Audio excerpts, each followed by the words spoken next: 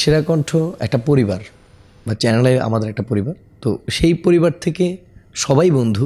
কেন এত মায়া মায়া লাগে হায় রে, আমি সব প্যাটার্নে গান গাইতে পারি এবং গাই। যতন কইরা বুকে ধইরা ভালোবাসলাম যারে। শিল্পকলা কেন্দ্রিক যারা গান বাজনা শিখেছেন তারা প্রত্যেকটা জায়গা থেকে কিন্তু দক্ষ। আলাউদ্দিন ভাই, সম্প্রতি আমরা দেখলাম একটি কনসার্টে একটা বড় টিম গিয়েছিল এবং সেখানে যে আপনি রক স্টাইলের কিছু গান করলেন, আসলে এই জায়গাটা কিভাবে আপনার মধ্যে তৈরি হয়? আমি বলবো শিল্পীদের হওয়া উচিত ভার্সেটাইল। ভার্সেটাইলিটি যদি একটা শিল্পীর মধ্যে না থাকে সে কখনো শিল্পী হতে পারে না। হ্যাঁ, আমি এটা বলছি না যে যারা রবীন্দ্রসঙ্গীত গায়, নজরুল গায় তারা শিল্পী না। হ্যাঁ, তারা তাদের জায়গা থেকে ভালো গায়, তবে ভার্সেটাইলিটি যাদের মধ্যে আছে। একটা জিনিস আমি পেয়েছি, জেলার শিল্পকলায় এবং শিল্পকলা কেন্দ্রিক যারা গান বাজনা শিখেছেন তারা প্রত্যেকটা জায়গা থেকে কিন্তু দক্ষ। তার একটা কারণ আমি বলবো, আধুনিক গান বলেন, নজরুল বলেন, রবীন্দ্র বলেন, যে কোনো ধরনের, কারণ রাষ্ট্রীয় প্রোগ্রাম কিন্তু সব মিলিয়ে হয়। তো রাষ্ট্রীয় প্রোগ্রামের জন্য কিন্তু আপনার সব ধরনের গান শিখতে হয়। তো এই ধরনের প্রশিক্ষণগুলো কিন্তু আমরা শিল্পকলায় পেয়েছি। তো ধরেন তখন থেকে আসলে আমাদের ভার্সেটালিটি তৈরি হয়েছে। তো এই জায়গা থেকে বলতে গেলে আমি সব প্যাটার্নে গান গাইতে পারি এবং গাই। তো তারপরও আমি একটা আমার নির্দিষ্ট জায়গা ধরে রেখেছি, আধুনিক এবং ফোক। আমি দুটো গানই গাই, আপনারা জানেন। তো স্টেজ পারফর্ম করতে গেলে আসলে বিভিন্ন ধরনের গান গাইতে হয়, কারণ দর্শকদের বিভিন্ন চাহিদা থাকে, তখন ব্যাপারটা একটু ভিন্ন। এলএমই সার্টিফাইড বিশ্বসেরা কপারে তৈরি ওয়ালটন কেবলস, যা আপনার স্থাপনাকে রাখবে সব সময় নিরাপদ। আপনার কণ্ঠে আধুনিক কোনো একটি গান শুনতে চাই।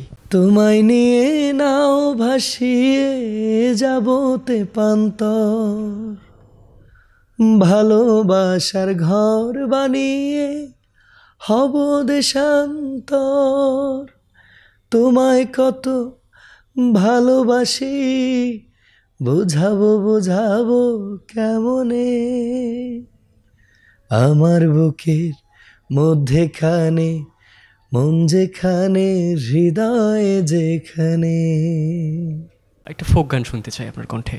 যতন কইরা বুকে ধইরা ভালোবাসলাম যারে, ওরে বিশ্বাস হয় না সে আমারে ছাইরা যাইতে পারে। পর মানুষের মতো একবার আমায় দেখতে আইলো না,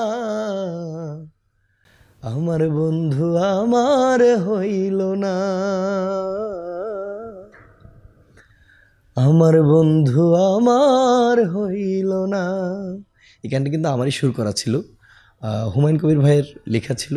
আমরা আরেকটি গান দেখলাম ইদানিং খুব বেশি আলোচনায়, কেন এত মায়া মায়া লাগে।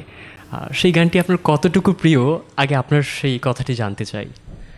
এই গানটি বাউল গান, আমার অনেক প্রিয়। আমি কিছুদিন আগে অবশ্য একটু গেয়েছিলাম, বাসার মধ্যেই আড্ডা দিতে গিয়ে একটু গেয়ে আমি আমার ইউটিউব চ্যানেলে ছেড়েছিলাম। অলরেডি প্রায় অনেক দর্শক গানটা দেখেছেন। অসাধারণ একটা গান, আমার পছন্দের এবং সবারই পছন্দের। এমন তো ছিলাম না কোনোদিনও আমি, তোমাকে দেখার আগে হায় রে, কেন এত মায়া মায়া লাগে হায় রে, এত কেন মায়া মায়া লাগে। সেরা কণ্ঠ চলাকালীন যে সময়টা ছিল, আপনারা নতুন নতুন কিছু মানুষ পেয়েছিলেন আপনাদের জীবনে, বন্ধু হয়ে এসেছিল কেউ কেউ, হয়তো বা অভিভাবক হয়ে। একটু বন্ধুত্বের জায়গাটা আমাদের সাথে শেয়ার করবেন কিনা? সেরা কণ্ঠ একটা পরিবার বা চ্যানেলে আমাদের একটা পরিবার, তো সেই পরিবার থেকে সবাই বন্ধু। তার মধ্যেও কিন্তু একটা বন্ধুত্ব সৃষ্টি হয়, সেটা আমার খুবই কাছের বন্ধু হয়েছেন অনিরুদ্ধ শুভ। আমি তাকে অনেক ভালোবাসি বিকজ অফ তার মধ্যে ডেডিকেশন লেভেলটা অনেক হাই।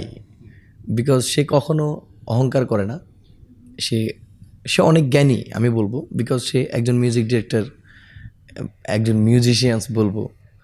তারপর এবং সে গানে সুর করে, এবং বাংলাদেশের সব লিজেন্ডারি অনেক শিল্পীরও গান সে সুর করেছেন, মিউজিক কম্পোজ করেছেন। সে জায়গা থেকে তার কাজ একদিকে অনেক বড় এবং আমাদের বন্ধুত্ব কিন্তু তার কাজের চাইতে অনেক বড়। তো এই জায়গায় আমার একটা বন্ধুত্ব সৃষ্টি হয়েছে, এটা আসলে অনেক বড় ব্যাপার। গান নিয়ে ভবিষ্যৎ পরিকল্পনা কি? ভালো গান উপহার দেয়া, আমরা যদি এখন ওল্ড প্যাটার্নে কোনো গান করি, অনেকে ভাবে যে এই গান কি চলে, এখন আর চলবে? আপনি গানকে শ্রদ্ধা করতে শিখুন এবং গানকে শুনতে শিখুন। গান আসলে শ্রুতিমধুর একটা জিনিস। গানকে শুনবেন আর মনে আহরণ করবেন। এই দুটো জিনিস যদি একটা মানুষের মধ্যে থাকে, আমি বলবো সে প্রকৃত আর্টিস্ট এবং সে প্রকৃত শ্রোতা।